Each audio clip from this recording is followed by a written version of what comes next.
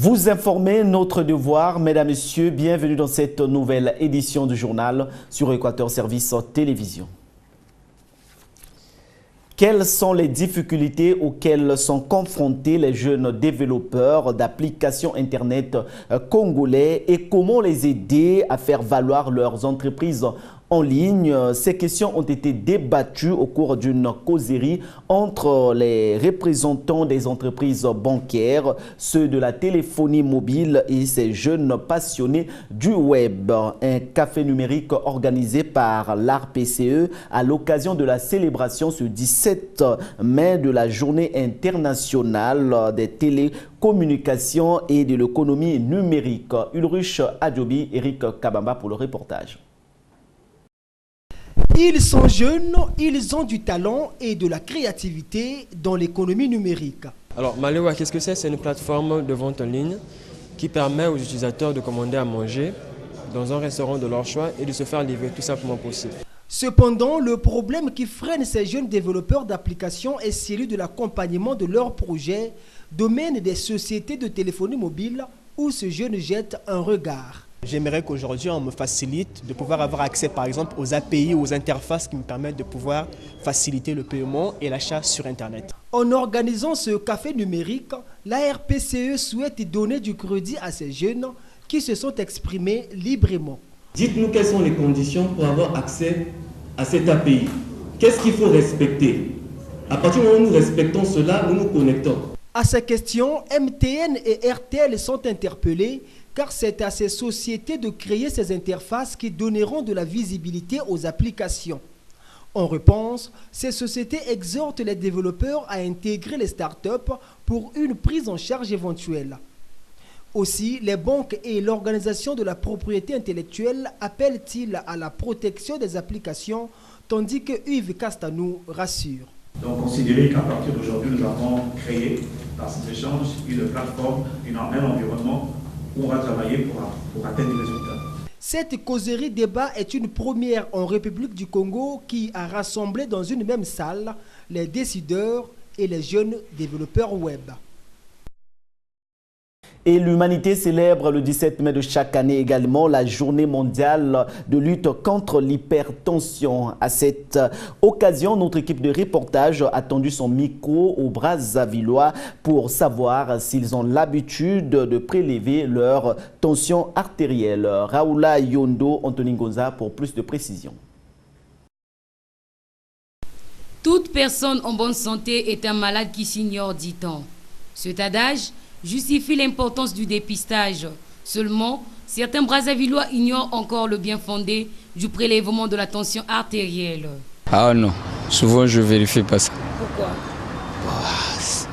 C'est le temps qui fait ça. Non, je ne pense pas. Provisoirement, ça va. Rien n'est signalé à propos de la santé. D'autres, par contre, semblent avoir cette notion et vérifient aussi leur taux de glycémie. Je la fais chaque trimestre. Chaque trimestre? Je fais un bilan de mon corps chaque trimestre. Et qu'est-ce que vous... Non, mais ils doivent se faire tester, dépister à tout moment. Non, mais c'est pour savoir mon état de santé. C'est très important de savoir son état de santé. Oui, de temps à autre, mais c'est un peu rare. Je pourrais dire d'éviter de manger des trucs trop sucrés ou trop salés et de surveiller sa tension régulièrement.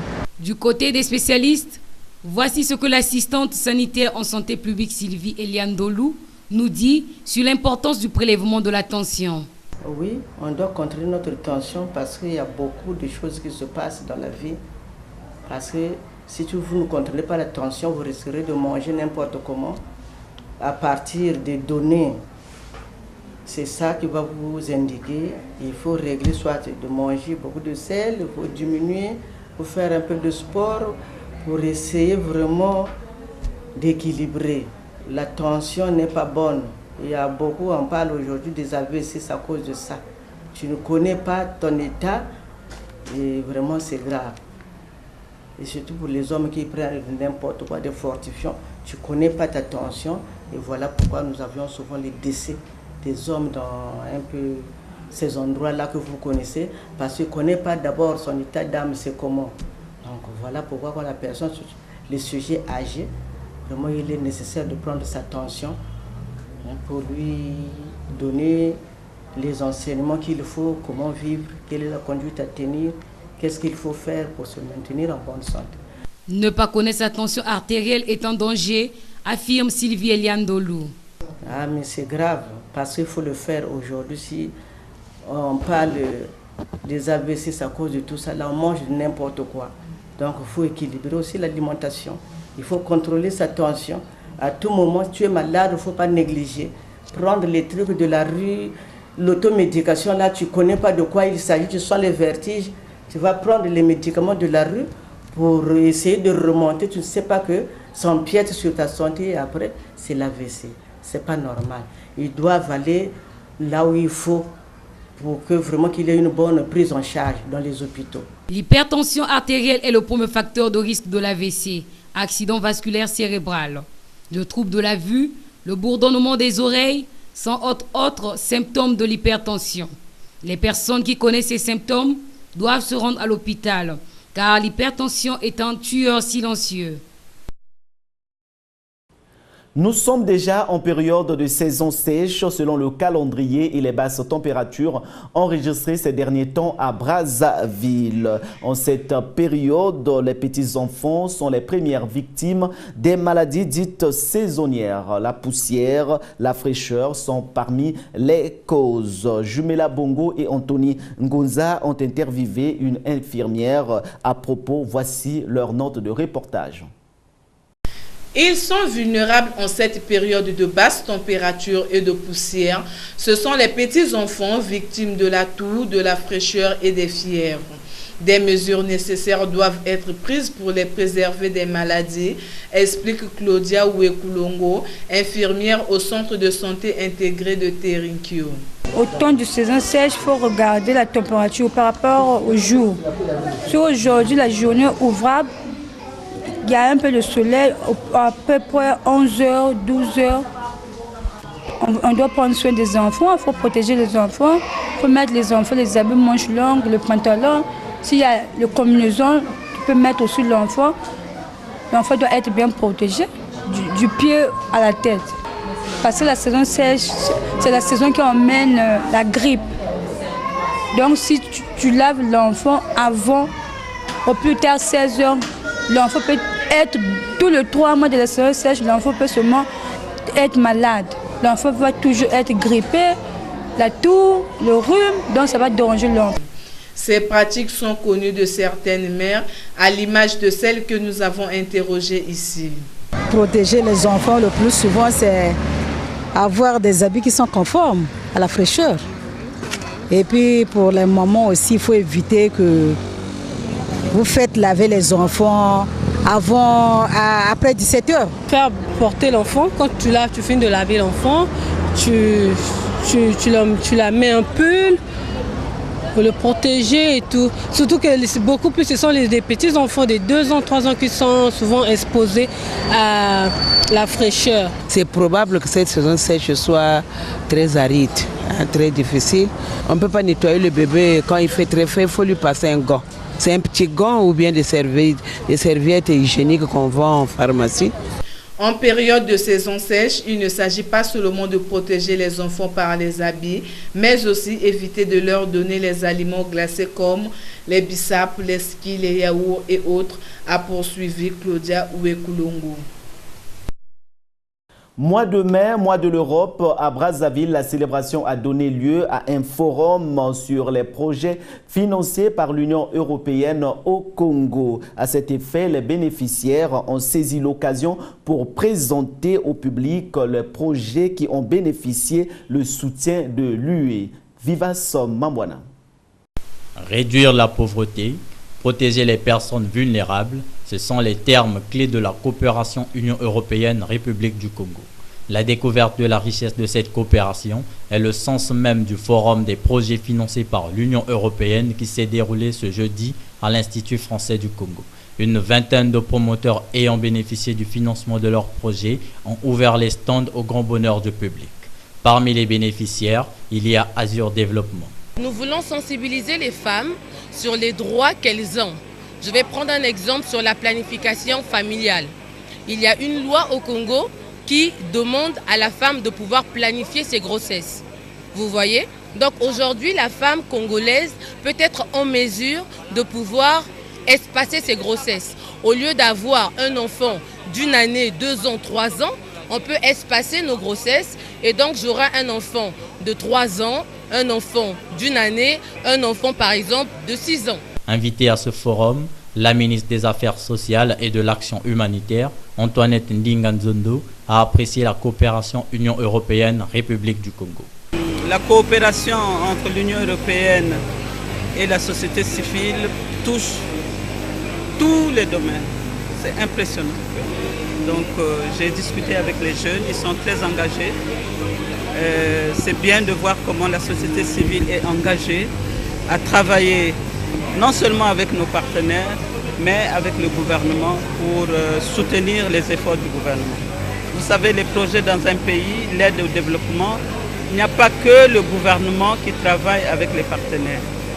Il y a aussi la société civile, les organisations de la société civile qui travaillent la main dans la main avec le gouvernement pour aider à booster le développement dans le pays.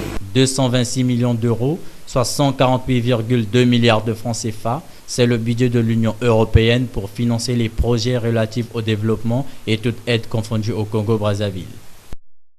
Troisième jour du procès de l'affaire Dabira ce jeudi 17 mai à la cour criminelle de Brazzaville. Le témoin du ministère public, le général Ngaté Nyangambwala, et l'accusé, le général Norbert Dabira, se rejettent la responsabilité de l'initiative de coup d'État contre le président de la République. Dans sa déposition sous serment, le témoin de l'État congolais dit avoir été consulté en date du 16 octobre 2017 par le général Norbert Dabira pour abattre l'avion du président de la République. Faux, répond l'accusé qui affirme rencontrer le général Nyanga Ngaté Mbwala la même date pour le dissuader de ne pas faire le coup d'État qu'il envisageait contre le chef d'État. Image dans nos prochaines éditions.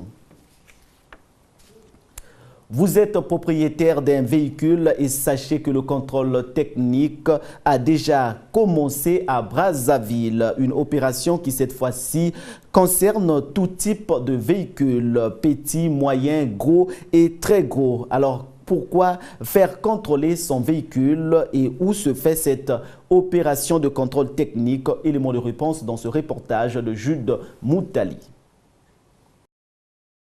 Brazzaville est déjà dans le bain de l'opération de contrôle technique des véhicules.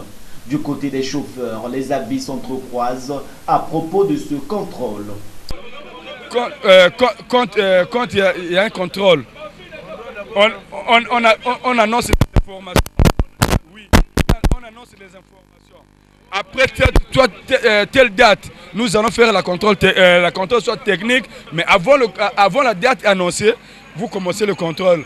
Vraiment, nous ne sommes pas satisfaits. Il y a beaucoup de véhicules qui ne sont pas au bon état.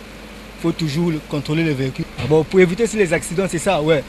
Une opération de contrôle technique qui concerne tous les véhicules, a indiqué Cyril Nzundu, coordonnateur de la Fédération syndicale des professionnels des transports du Congo.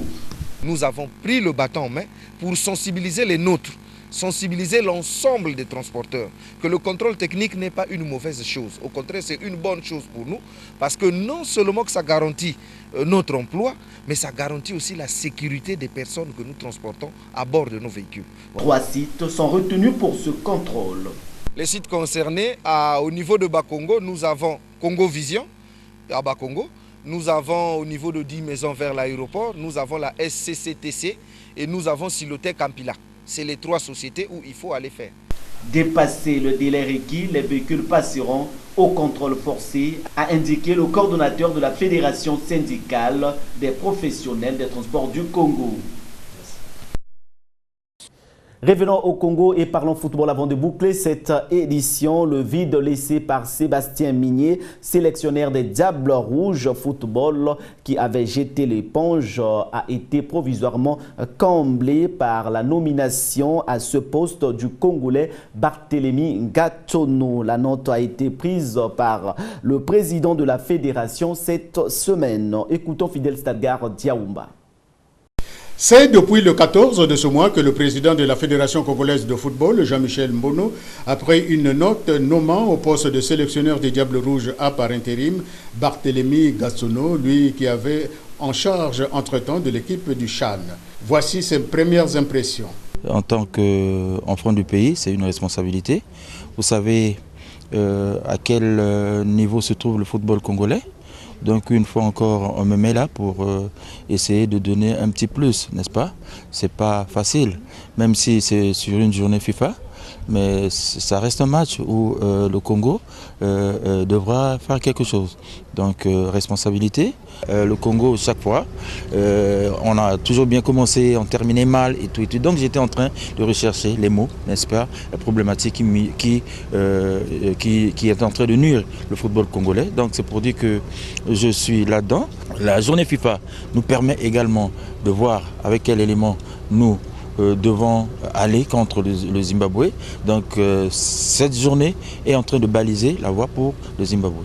Son premier baptême commence par les journées FIFA, le 31 contre la Moldavie et le 4 juin face à Malte. Le regroupement aura lieu le 27 mai en Allemagne. Et c'est par ces notes de Fidel Salgar Diaoumba que nous mettons un terme à cette édition. Mesdames, Messieurs, merci de l'avoir suivi, surtout à Kibina, dans le 8e arrondissement de Brazzaville, Madibou. Au revoir.